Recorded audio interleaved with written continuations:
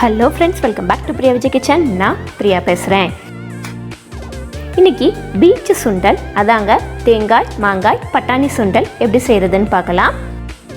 இந்த மாங்காயோட புளிப்பு அந்த சுண்டலோட ருசி கூட சேரும் போதில் அப்படி இருக்கும்.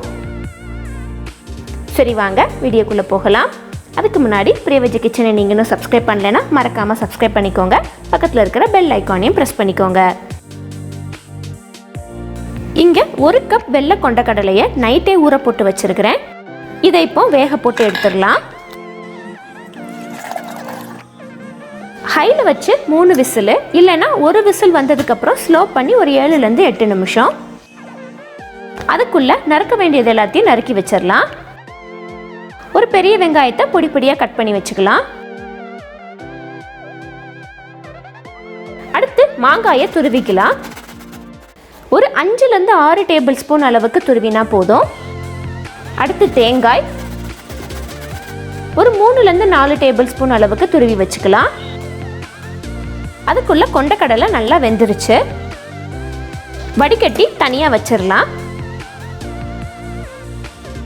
அடுத்து ஒரு கடாயில் 1/2 டீஸ்பூன் அளவுக்கு எண்ணெய் விட்டுட்டு, எண்ணெய் காஞ்சதும் 1 டீஸ்பூன் கடுகு, கொஞ்சமாக பெருங்காயத்தூள், அப்புறம் நறுக்கி வச்சிருக்கிற வெங்காயம்